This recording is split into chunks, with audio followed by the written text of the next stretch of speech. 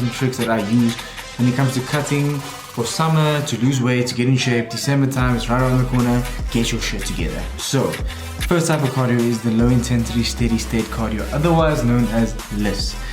In my opinion, for my goals is, so firstly, I'm not going to give you this whole what the apparatus says and what's on the internet and stuff. I'm giving you my personal opinion, and in my personal opinion, I like to use LISS, low intensity steady state cardio, specifically because I do intermittent fasting, and for that to work I need to kind of not make myself hungry throughout the day. And so walking on the treadmill for me for 40 minutes might be a bit longer than doing 20 minutes of HIIT cardio, that my hunger levels are not elevated. My adrenaline levels stay to where they should be, end up pushing my first meal later in the day and maintaining my fast period.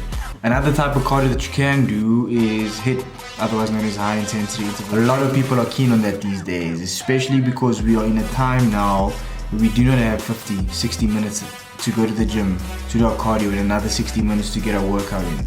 We're busy, we're chasing paper, boy, so we just don't have time. And that's where HIIT comes into play, because you only need 10 to 20 minutes of high intensity training where you're giving your absolute all and you'll get the benefits. They speak about the after-burning effect, where your body's still in a state that's burning calories, so you know it does help necessarily better, but you can do it in a shorter space of time, so it might be better for your schedule. In terms of training specifically, it is a lot better. Your VO2 max is increased and your heart just pumps blood a lot faster. So if you're an athlete, high intensity training will be a lot more beneficial than just low intensity steady state cardio. Finally, it's a different type of cardio that people don't really utilize yet. I use it in my training, specifically when I get ready for competition. Just because the whole cardio based thing is so repetitive, I basically do Tabata style training with weighted. So I'll do a dumbbell row for 2 minutes straight for as many reps as I can, very, very lightweight. Cardio purposes only. It's kind of going back to that low weight, higher rep brain. So that's a different type of cardio. I call it weight resistance Tabata cardio. So many different ways of saying it. So those are the types of cardio, but at the end of the day, if your goal is specifically to get shredded or lose weight for summer, there's a lot of things that you gotta put into place. Number one being your time. If you have time, go for the low intensity steady state where you got more time to push, but you only have 20 minutes and then you gotta go into the high intensity training to get the same benefit. Number two, if you've got any injuries, you cannot do high intensity training that's gonna elevate your injury and just make it worse when you want to rather recover. Then walking on the treadmill or just cycling normally on the bike is the best option for the walking on the treadmill. The third thing you got to look at is your number one, you got to be in a deficit. So for me personally, I cannot do 30 minutes of high intensity training when I'm eating 1,300 calories a day and I'm in almost 1,000 calorie deficit. I don't have the energy.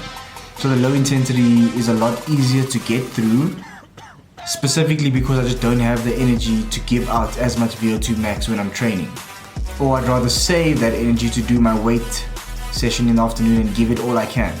So little things like that make a big, big difference. It's all about gauging what you can and can't do. The ultimate goal that I think most people, especially beginners, need to focus on is starting with a diet or an eating plan where you are in a calorie deficit, you are losing weight consistently, and then last resort is adding cardio after you've got weight training and resistance training in to lose that extra bit of weight. That's ultimately the way you're going to lose weight. You don't lose weight training.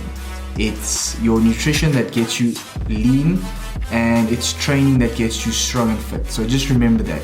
You can train and you can do as much cardio as you want. If your diet is not on point and you're not eating the right amount of calories, you will not lose that weight that you want and look like that desired body type that you're looking for now at the end of December. So just remember that your calories are going to be the ultimate goal, the ultimate deciding factor with you getting to where you need to be, because if you are not in a calorie deficit, you are not going to lose weight, and you don't necessarily have to eat chicken and broccoli.